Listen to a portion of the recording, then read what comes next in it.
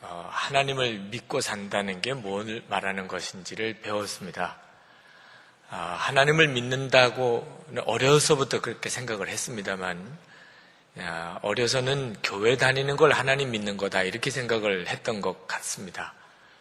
하나님을 믿고 산다는 것은 삶 전체가 완전히 바뀌어지는 것과도 같은데, 진정한 의미에서 하나님을 믿고 그리고 하나님을 의지해서 사는 것에 대해서는 제가 목사가 되고 목회를 하게 되면서부터 실제적인 훈련을 받았던 것 같습니다.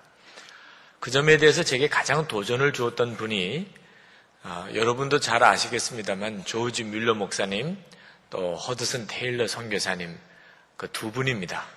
제가 그 두 분의 생애에 대해서 읽으면서 한편으로는 충격도 받았고 또 한편으로는 깊은 감동을 받았습니다.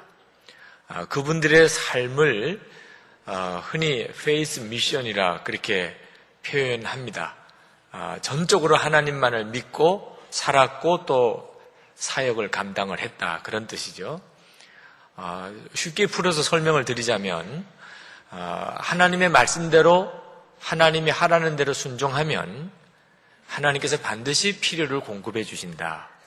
하나님께서 당신의 종이 하는 일을 다 알고 계시고 형편도 다 알고 계시기 때문에 하나님이 인도하는 대로만 가면 하나님이 정확하게 먹이고 입히고 또 필요를 채워주신다.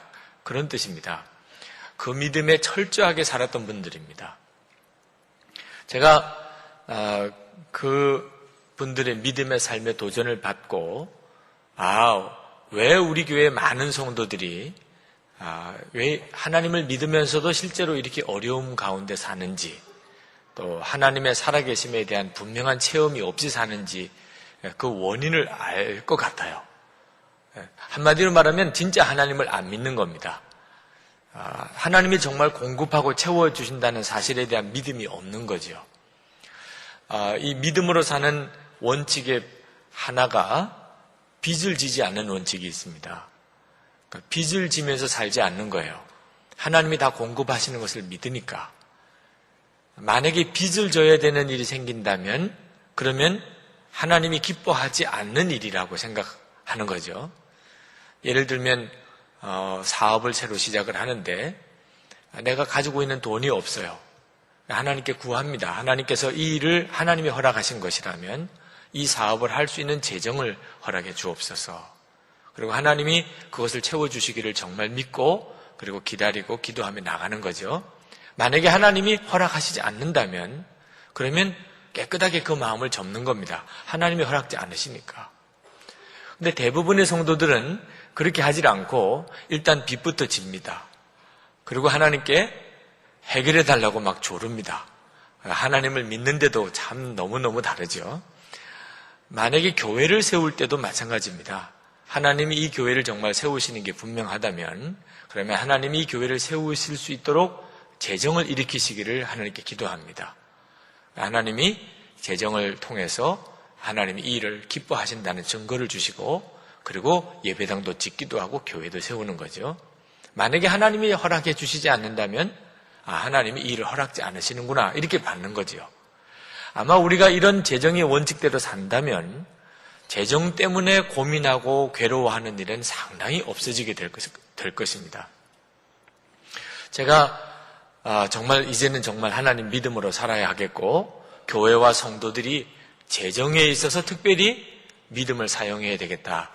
그런 감동을 갖고 또 열심히 그렇게 가르치고 성도들을 훈련을 시켰습니다.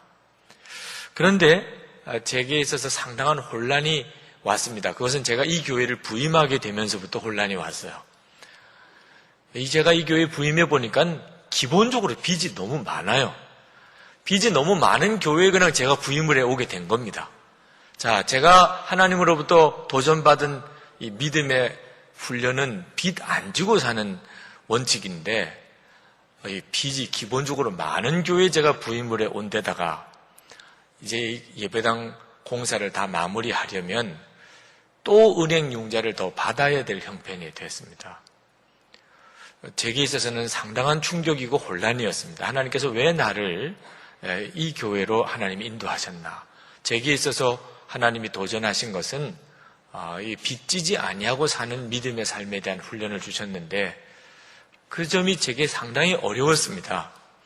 그러나 제가 지금이라도 믿음으로 사는 원칙을 적용해서 우리가 빚을 다 갚을 때까지, 그리고 이 본당 공사를 할 수 있는 재정이 마련될 때까지 공사를 마냥 미룰 수가 없는 여건에 있었습니다. 올해 1월까지 이 예배당 공사를 끝내야 되는 상황이었어요. 하나님 앞에 기도할 수밖에 없었습니다. 하나님, 그럼 저는 어떻게 해야 합니까? 지금 우리가 가지고 있는 이 부채, 그리고 또 건축을 하려면 우리가 더 융자를 얻어야 되는 문제까지 이 예배당 공사를 이렇게 진행을 해야 하는 겁니까? 아니면 하나님께서 가르치신 대로 하나님이 재정의 응답을 주실 때까지는 가만히 있어야 하는 겁니까? 기도하는 중에 하나님께서 이 예배당 공사를 마무리를 하라고 하시는 마음의 분별이 왔어요. 그리고 여러 가지 분별을 통해서 하나님께서 이 예배당 공사를 끝내라고 하시는구나 하는 것을 느꼈습니다. 그래서 이 예배당 공사를 시작을 했던 겁니다. 그래서 이 예배당 공사가 끝났어요. 그리고 교회는 더 많은 은행의 부채를 가지고 있습니다.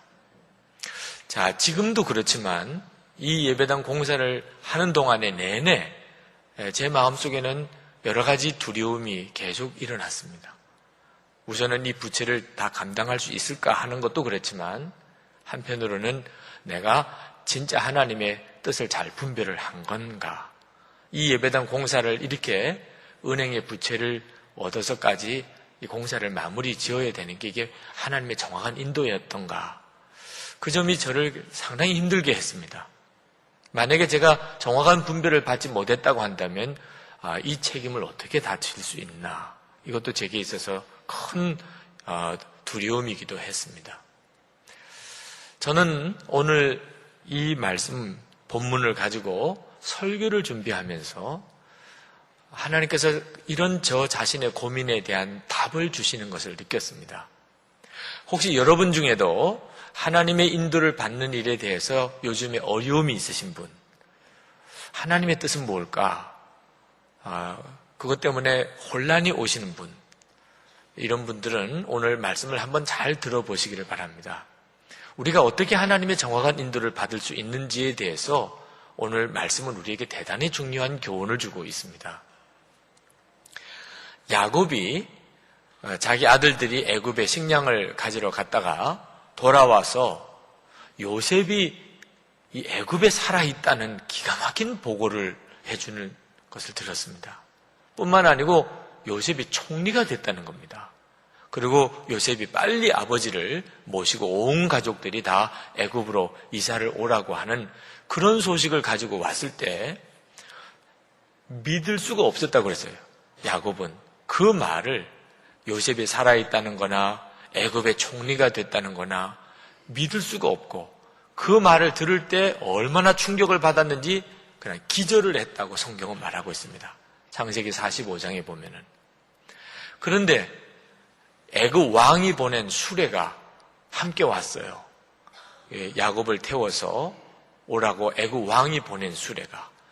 수레를 보면 알겠죠. 이것이 그냥 길거리에 있는 소달구지 같은 걸 끌고 온 건지 진짜 애굽의 왕이 보낸 수레인지 그거 보면 알지 않겠어요? 근데 그 수레를 보고서야 야곱이 이게 사실이구나. 요셉이 진짜 애굽에 살아있고 그 총리가 됐구나. 그래서 비로소 이제 마음을 가다듬고 믿고 그럼 가자. 빨리 요셉을 만나봐야지. 그리고 이제 애굽으로 내려가는 중에 이제 가나안과 애굽의 국경에 브엘세바라고 하는 도시가 있는데 그 도시에 다다라서 야곱이 그만 길을 잠깐 멈추고 잠깐 우리 여기 서자. 여기 잠깐 할 일이 있어. 그리고는 거기서 하나님께 제사를 드렸다는 내용이 오늘 여기 본문에 나옵니다. 근데 야곱이 요셉을 만나고자 하는 그런 간절한 마음으로 애굽을 그렇게 달려가다가 왜 브엘사바에서 멈췄을까? 야곱의 마음에 두려움이 있었기 때문이라고 성경은 말합니다. 야곱이 두려웠던 거예요. 무엇이 두려웠냐면 애굽으로 간다는 것이 두려웠다는 겁니다. 야곱은 마음이 복잡했어요. 야곱은 사실 마음에 어떤 원칙이 하나 있었냐면 절대 애굽은 내려가면 안 된다, 이런 원칙이 있었어요. 애굽은 절대 안 된다. 왜 그러냐면 할아버지 아브라함 때 그때도 기근이 들어서 애굽에는 식량이 있고 그래서 먹고 사는 일이 이제 정말 너무너무 어려운 문제로 다가오니까 아브라함이 애굽으로 그냥 식량 얻어 먹고 살려고 내려갔단 말입니다. 창세기 12장에. 그때 아브라함이 얼마나 어려움을 겪었는지 아내 사례를 뺏겼잖아요, 실제로. 아내 잃을 뻔했습니다. 그런 곤욕을 치르고 애굽에서 다시 돌아 나왔던 일이 있었어요. 그 아버지 이삭 때도 마찬가지입니다. 아버지 이삭 때도 기근이 들어서 또 먹고 살려고 애굽으로 내려가려고 하다가 하나님께서 애굽으로 내려가기 일보 직전에 꿈에 나타나서 막으십니다. 내려가지 마. 애굽에 내려가지 마. 내가 약속한 이 땅에 너가 머무르라. 그래서 이삭이 아슬아슬하게 애굽에 내려가지 않았는데 그렇게만 했는데도 이삭이 또 곤욕을 치릅니다. 아내 리브가를 또 뺏길 뻔한 그런 어려움을 겪게 돼요. 그러니까 야곱이 그 말을 아마 듣지 않았겠습니까? 그 야곱은 애굽은 하나님이 기뻐하는 곳이 아니다. 하나님은 애굽으로 내려가는 것을 무슨 일이 있어도 막으신다.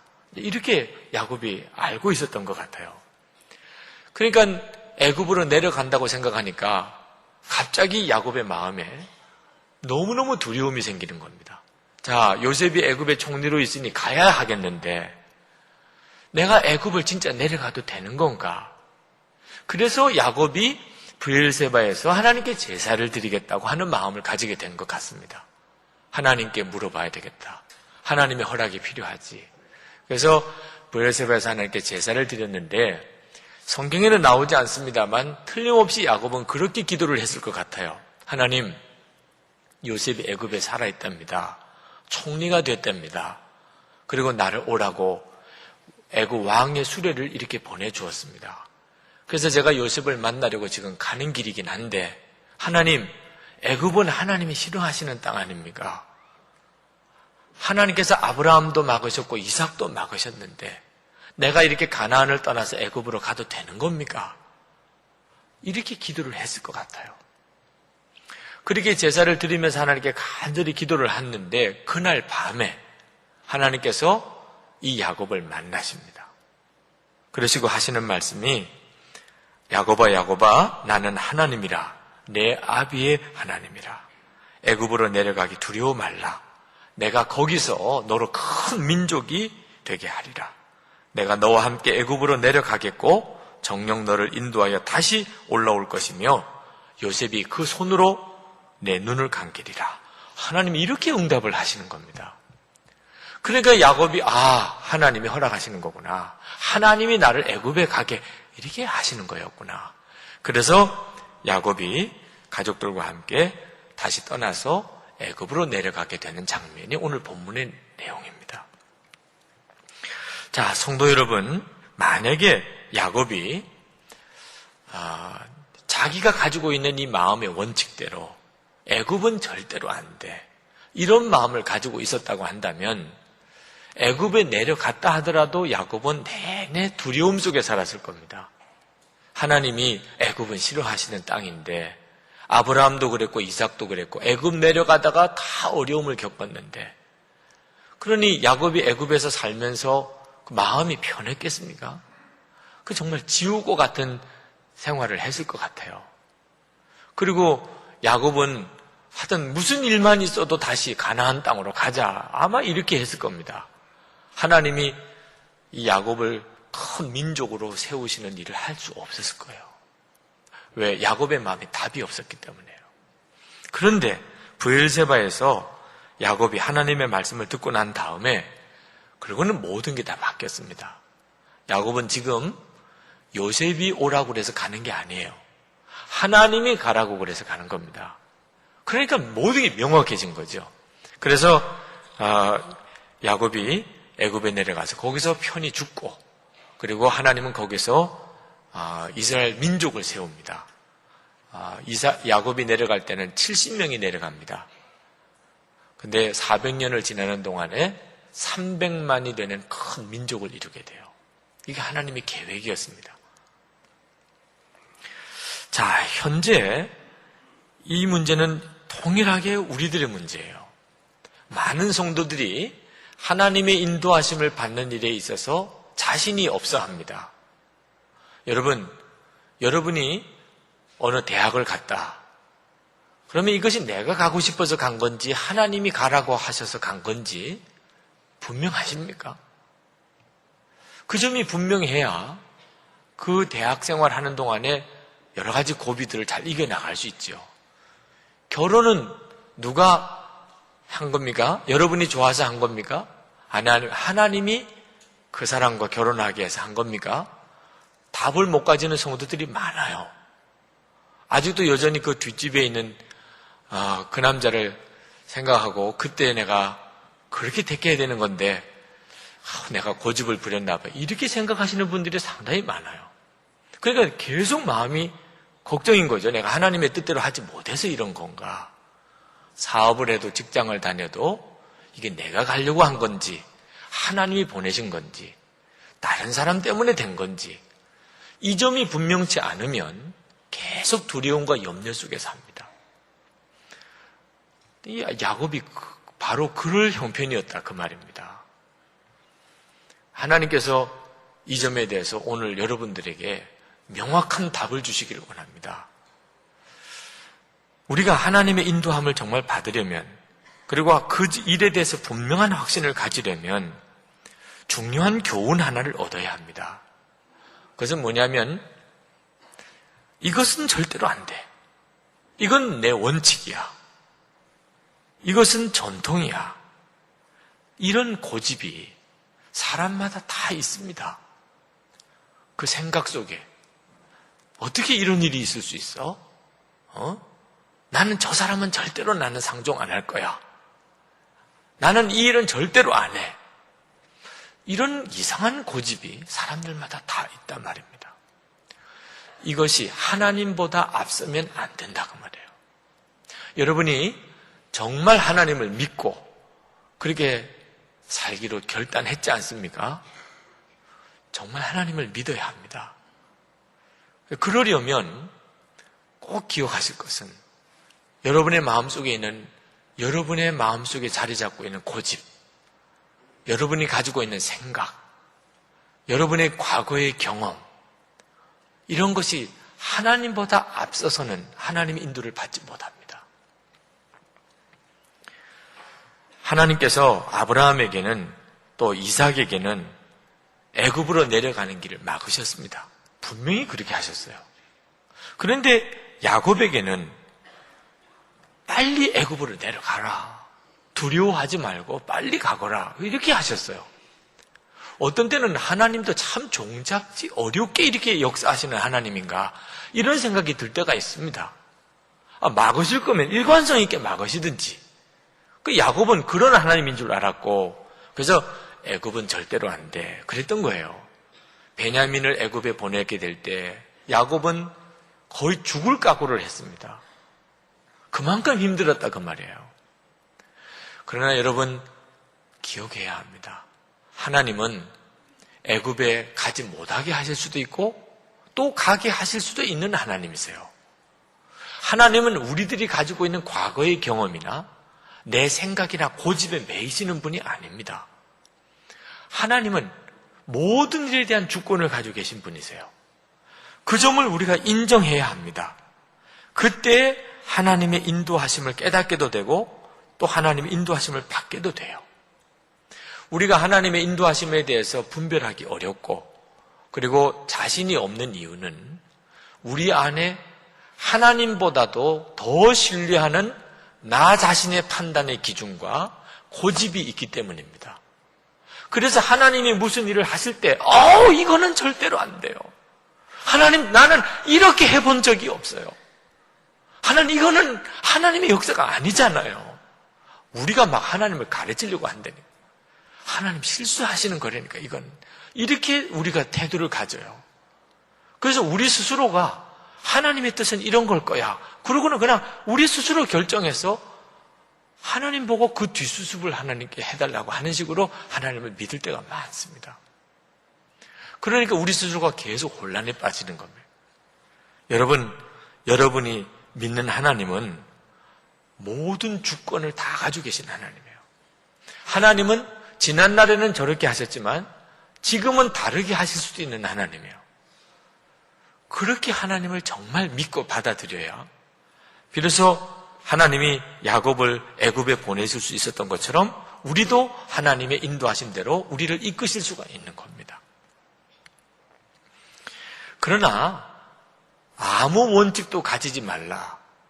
하나님은 이랬다 저랬다 막 하시는 하나님이니까 하나님 인도를 받는 데는 아무 원칙도 없다. 그런 뜻은 아니에요. 원칙은 있습니다. 바른 원칙 하나를 잘 분별해서 붙들라고 하는 거예요. 애굽이냐 아니냐 하는 것은 그건 원칙도 아닙니다. 하나님은 애굽에 가지 못하게 하실 수도 있고 애굽을 통해서 민족을 세울 수도 있는 하나님이세요. 하나님께서 야곱에게 애굽에 내려가라고 하시면서 의미 있는 약속을 하나 하셨어요. 그것이 뭐냐면 내가 너와 함께 애굽으로 내려가겠다 하는 거예요. 이게 원칙입니다. 야곱이 분명히 붙잡아야 될 원칙. 다시 말하면 하나님이 나와 함께 하시면 그것으로 충분합니다.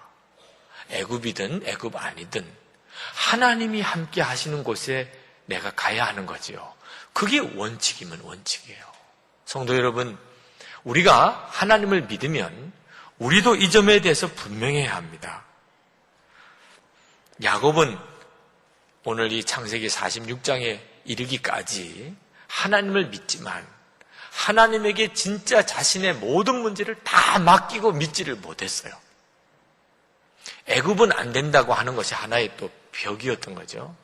그러니까 애굽으로 인도하시려고 하니까 인도함이 안 되는 겁니다. 왜? 야곱이 가지고 있는 자기 원칙이 하나 있었어요. 하나님에게 완전히 맡기지 못했다고 말입니다. 그런데 요셉이 달랐어요. 야곱과 요셉은 참 비교가 됩니다. 요셉은 애굽의 종으로 끌려갔습니다. 그리고 감옥에도 들어갔어요. 하던 요셉으로서는 이해할 수 없는 어려운 일들이 연속적으로 일어났습니다. 정신을 차릴 수가 없어요. 도대체 하나님은 어떻게 하시는 건지, 하나님은 정말 살아계신 건지. 요셉은 정말 어려웠어요. 그러나 요셉은 그런 중에 분명한 원칙이 하나 있었습니다. 그것이 뭐냐면 하나님께서 함께 하시면 어디든지 좋다 그거예요. 내가 비록 어떤 어려움 중에 있다 하더라도 하나님이 함께 하시면 되잖아. 그거면 충분하잖아. 이런 원칙이 있었어요. 그래서 요셉은 하나님이 함께 하시는 것만 늘 확인하면서 그것으로 만족했습니다. 그래서 창세기 39장 2절에 보면 여호와께서 요셉과 함께 하심으로 그가 형통한 자가 되어 그 주인 애굽 사람의 집에 있으니 그랬어요. 보디발의 집에 종으로 있는데 하나님이 함께 하셨다는 거예요. 그래서 요셉이 형통했다는 겁니다. 여러분, 이 성경 속에 모순이 있어요. 아니, 요셉이 진짜 하나님께서 함께 하셔서 형통한 사람이 되었다면 종살이를 하는 것이 정상이에요? 안 하는 게 정상이에요? 종살이를 안 하는 게 정상이죠. 하나님이 함께 하시고 진짜 형통한 사람이라면 어떻게 남의 종살이를 할 수가 있습니까? 그런데 보디발의 종살이를 했다는 거예요. 보디발의 종으로 있으면서 여전히 하나님이 함께 하시고 그리고 요셉은 형통했다. 여러분, 만약에 여러분들의 마음에 내가 어떻게 종이 될 수가 있어? 말도 안 돼, 그건 말도 안 돼. 여러분 마음에 이런 기준이 있었다면 여러분 결코 요셉과 같은 믿음으로 살지 못했을 거예요. 요셉은 하나님이 그렇게 하라고 하시면 하는 거지 뭐. 하나님이 나와 함께 하는 것만 분명하다면 하나님 저 종 괜찮아요 뭐. 요셉이 진짜 마음으로 이렇게 정리가 되니까 종으로도 열심히 일을 한 겁니다. 보디발이 요셉을 보니까 억지로 종으로 일하는 게 아니에요. 아주 요셉이 일하는 게 그냥 기뻐하는 것 같아요. 그렇게 하니까 요셉을 집안 가정 총무로 세웠지요. 여러분도 다 사람을 써보기도 하고 다른 사람 밑에 가서 일도 해봤겠지만 마음으로부터 일하는 게 즐거운 사람이 택함을 받아 쓰임을 받는 거 아니겠어요? 요셉은 종 아무 상관없었어요. 그게 요셉의 마음을 우울하게 하고 힘들게 하고 그러지 않았어요. 하나님이 나와 함께 하시는 게 분명하네. 그런데 나는 여전히 종이에요. 그러면 여기에 무슨 뜻이 있겠지. 그러고는 마음을 바꾸어서 그는 보디발의 집에 진짜 열심히 일을 해주었어요. 그랬더니 보디발의 눈에 이렇게 뜨인 거죠. 요셉은 감옥에도 갔습니다. 여러분, 하나님이 함께하는 사람이 감옥에 갈 수 있습니까? 있지요.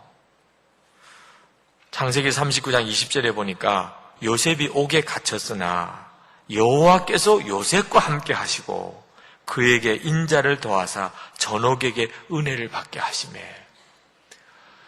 요셉이 옥에 갔는데 옥살이 하는 중에 하나님이 함께 하셨다는 거예요. 하나님이 함께 하시면 옥에서 나오게 하시지 왜 옥에 그냥 두십니까? 이런 갈등 해볼만 하잖아요. 근데 요셉은 옥살이 하느냐 안 하느냐 이거 별로 중요하지 않았어요. 하나님이 함께 하신다면 나를 옥에서 꺼내주세요. 이렇게 요구하지도 않았어요. 하나님이 나와 함께 하시는 게 분명한데 내가 여전히 옥에 있구나. 그렇다면 여기에 무슨 뜻이 있겠지. 그래서 옥에 들어가서도 그렇게 열심히 옥살이를 했네. 아니 옥살이를 마음과 정성과 뜻을 다해서 열심히 할 일입니까 그게? 그런데 그렇게 했다는 거야. 그러니까 전옥의 눈에 뜨였어요. 이야, 이 요셉이라는 사람 보통 사람이 아니구나. 그래서 옥에 있는 모든 죄수를 다 관리하는 직책을 맡겼다니까. 사람들에 따라서는 나는 옥에 가면 안 돼. 이런 사람이 있어요. 그러면 하나님의 인도를 받기 어렵습니다. 왜? 그게 걸림돌이 돼가지고.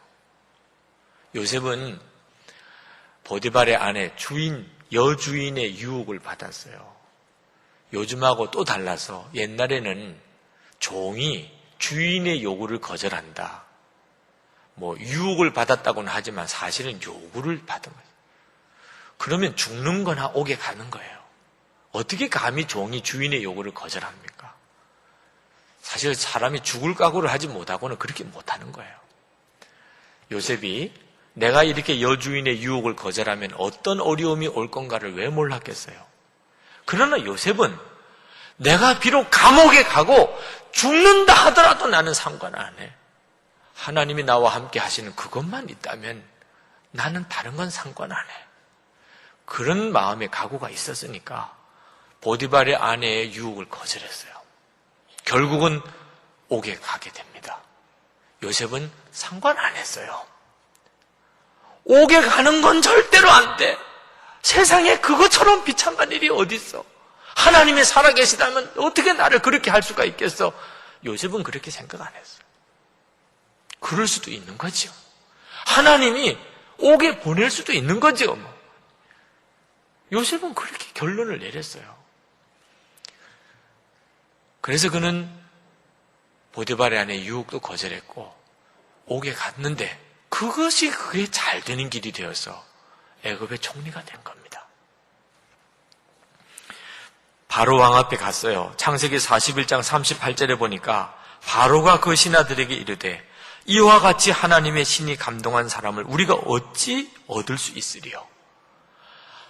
요셉이 바로 왕 앞에 서서도 조금도 마음이 위축이 되거나 그러질 않네요. 요셉은 하나님이 함께 하시는 것으로 충분한 사람이었기 때문에 바로 왕 앞이라고 그가 위축되거나 비굴해지거나 그러지를 않았어요. 당당하게 하나님의 역사에 대해서 증거하고 그리고 꿈을 해몽을 했습니다. 바로 왕이 보니까 벌써 보면 알지 않습니까? 아, 이 요셉이 하나님이 함께하는 사람이구나. 그게 보이더라 그 말이에요.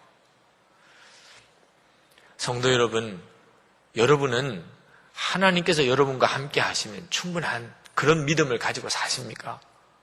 내가 비록 종으로 끌려가고 감옥에 가고 내가 왕 앞에 선다 하더라도 그건 나에게 아무 의미가 없습니다.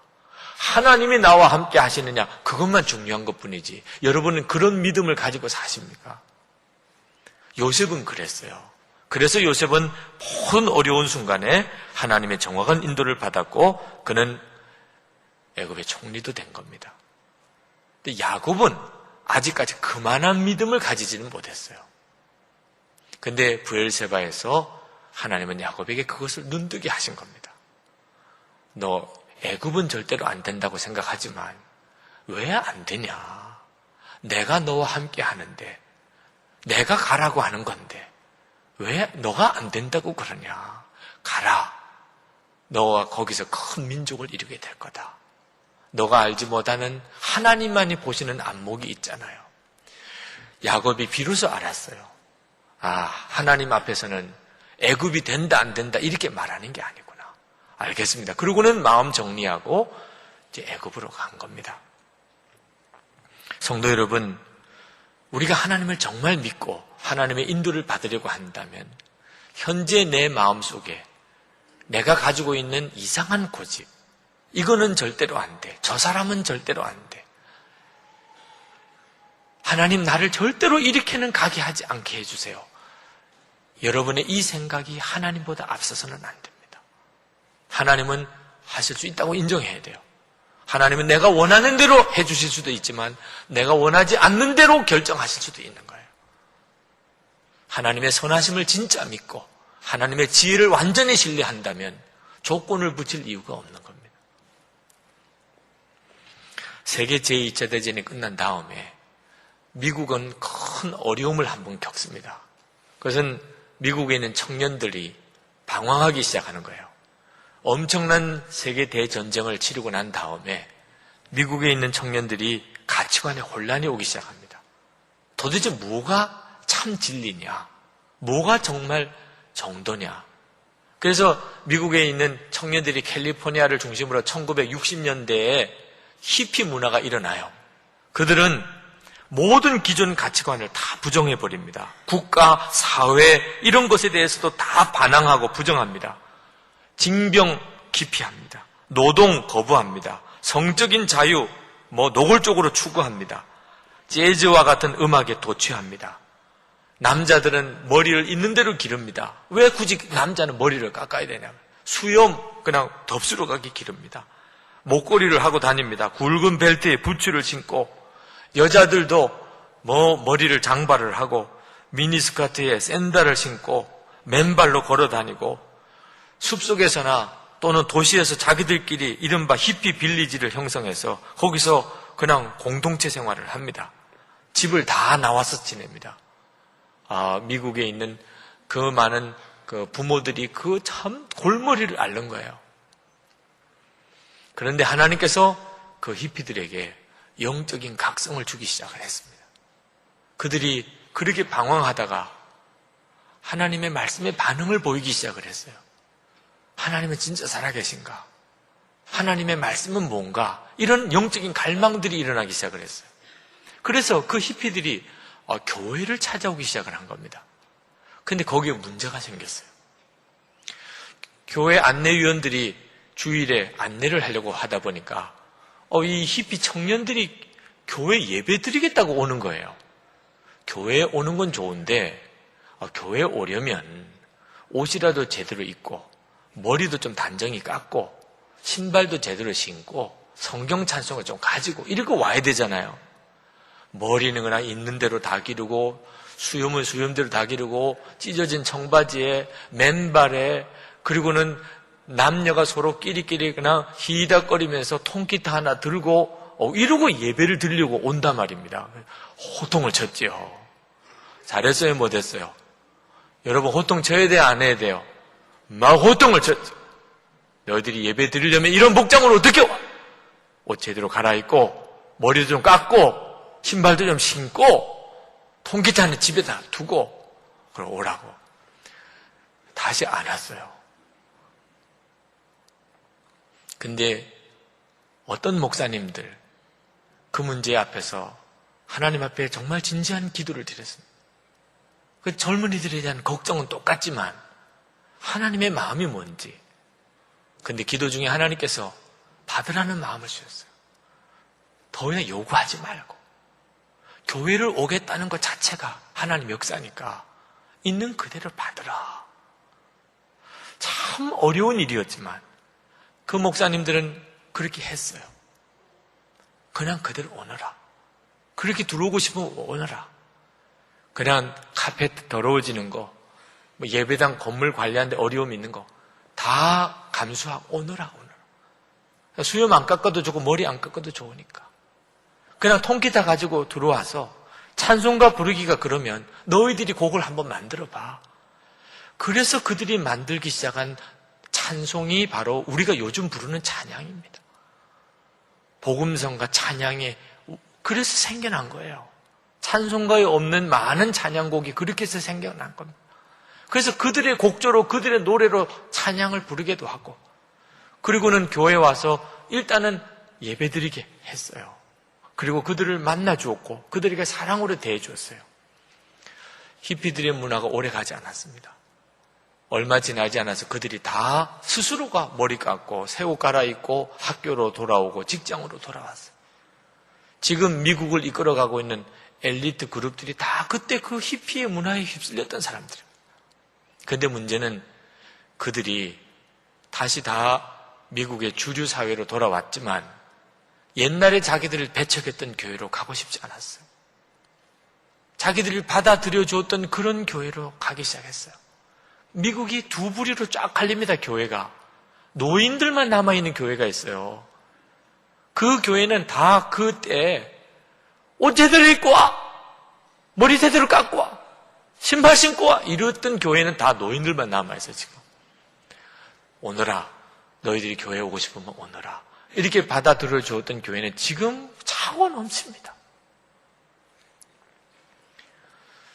여러분, 그 히피들 청년들이 교회 올 때 그들을 교회에 들어오지 못하게 막았던 그분들은 뭘 잘못했나요? 잘못한 게 없지요. 예배 제대로 복장을 갖추어서 드려야 된다고 했던 거 뭐가 잘못입니까? 아니, 교회 예배당 관리 잘 하려면 그렇게 함부로 들어오면 안 되잖아요. 한 가지 잘못한 게 있다면 아버지 하나님의 마음을 너무 몰랐다는 겁니다. 그들이 가지고 있는 그들의 생각, 예배는 이렇게 드려야 된다는 그들의 생각, 그들 스스로 생각에는 옳은 생각이었어요. 교회를 위한 생각이었어요. 하나님 앞에 바로 예배 드리자고 하는 것이었어요. 그러나 그 순간에 아버지 하나님의 마음이 뭔지를 알려는 마음이 없었어요. 하나님은 이들을 어떻게 하려고 하시나? 결국은 엄청난 결과의 차이를 가져오게 된 거예요. 여러분, 우리가 어떤 때는 내가 생각할 때는 분명히 옳은 생각인데 하나님의 인도함을 가로막는 일이 있다는 걸 알아야 됩니다. 그래서 우리가 하나님의 인도를 진짜 받기를 원할 때는 내가 생각하기에 옳다는 것조차 하나님보다 앞서지 않아야 된다고 하는 사실을 명심해야 돼요. 탕자의 비유에, 탕자의 이야기 속에 이 재산을 다 말아먹은 둘째 아들이 거지가 되어서 돌아왔는데 아버지가 얼마나 그 아들을 기뻐하는지 금가락지를 끼워주고 송아지를 잡아서 잔치를 벌려줍니다. 형이 열심히 일하다가 집에 들어와 보니까 이건 말도 안 되는 거예요. 말도.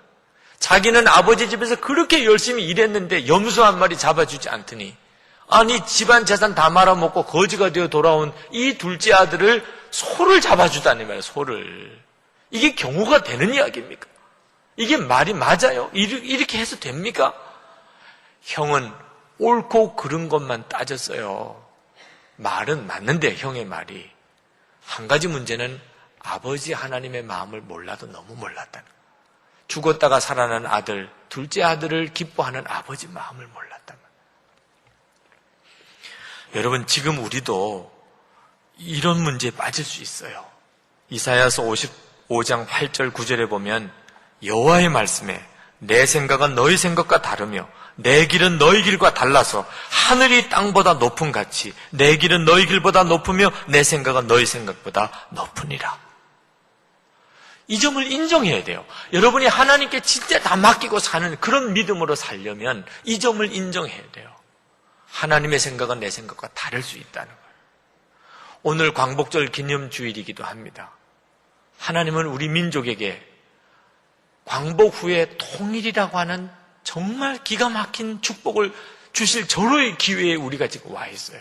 그러나 통일 문제를 앞두고 우리 민족은 심각한 위기에 빠져 있습니다. 하여튼 사람들의 마음이 그렇게 갈갈이 찢길 수가 있을 만큼 그렇게 어려워요. 왜 그렇죠? 자기의 옛날의 경험과 자기의 옛날의 생각에 묶여있기 때문입니다. 통일은 이제 우리 앞으로 이루어질 일이에요. 이전에 어느 경험해보지 못했던 그런 방법과 하나님의 역사로 하나님이 우리에게 주실 일입니다. 우리가 생각을 많이 바꿔야 합니다.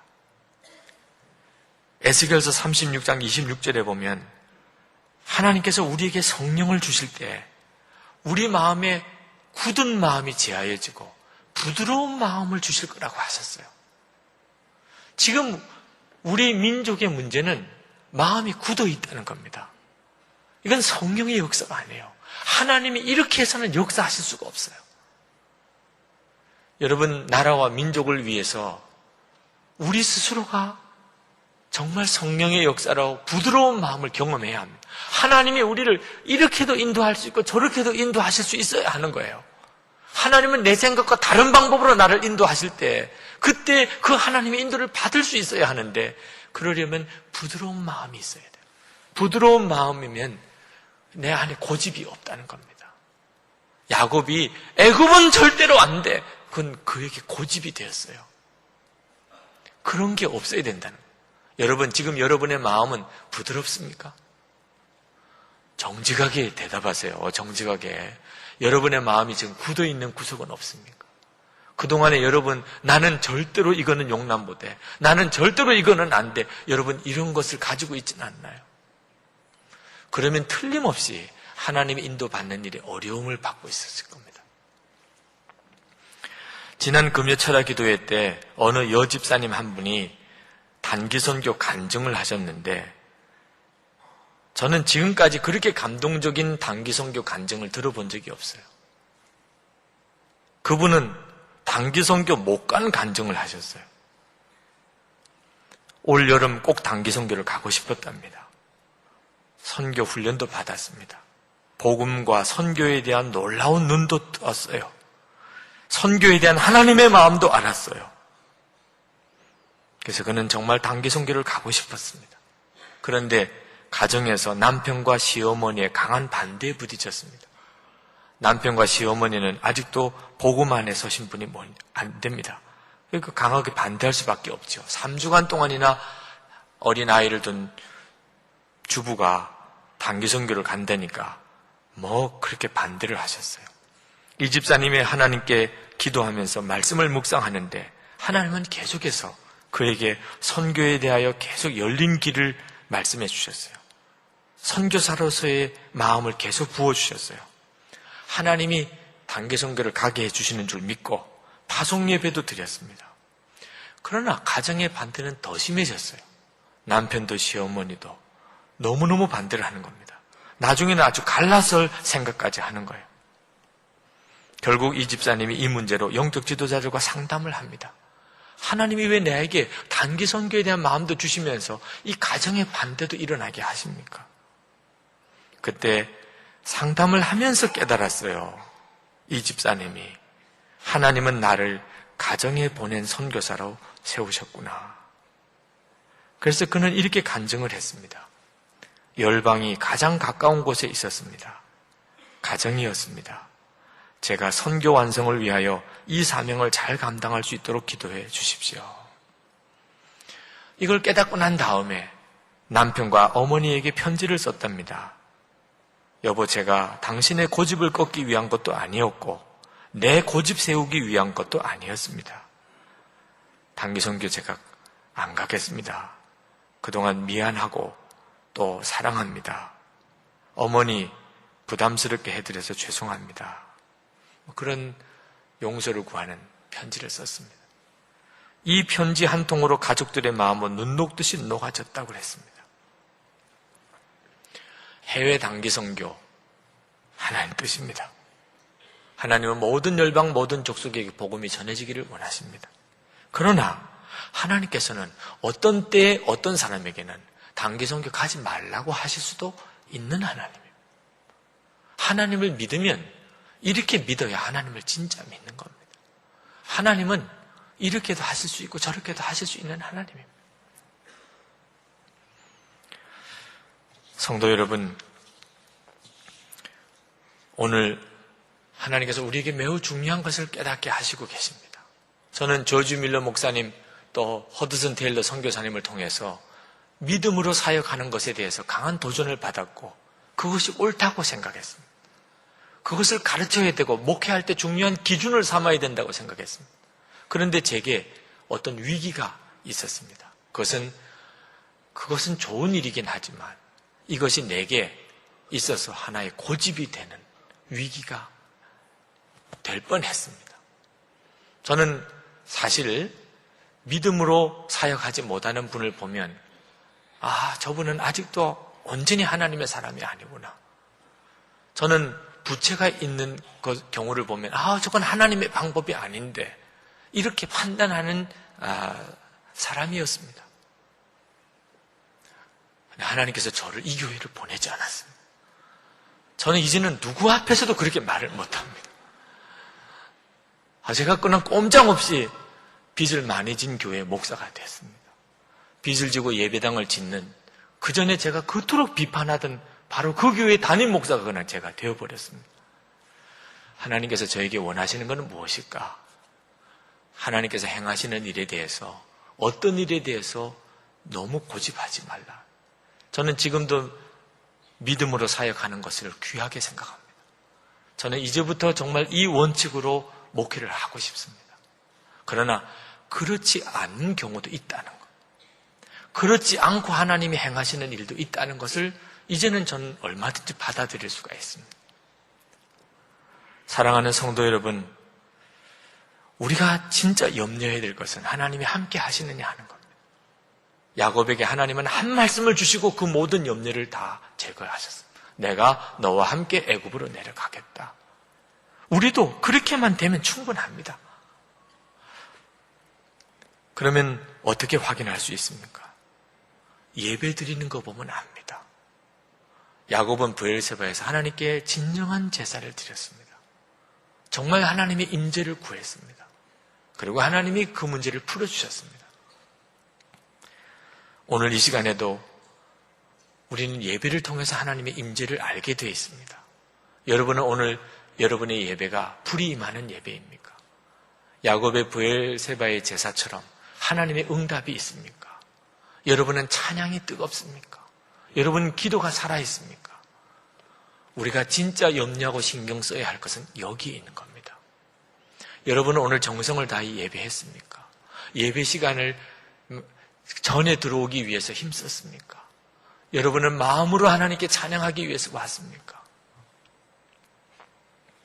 여러분 기도해 보면 압니다. 이미 주님은 약속하셨습니다. 예수님은 우리 안에 계십니다. 요한계시록 3장 20절에 볼지어다 내가 문 밖에 서서 두드리노니 누구든지 내 음성을 듣고 문을 열면 내가 그에게로 들어가 그로 더불어 먹고 그는 나로 더불어 먹으리라. 우리 주님과 동행하는 일은 전적으로 이제는 우리에게 달려있는 일입니다. 우리가 마음을 열면 되는 겁니다. 그 하나로 충분합니다. 이제 우리가 하나님께 기도하십시다. 하나님, 제가 하나님의 정확한 인도를 받으며 살기 원합니다.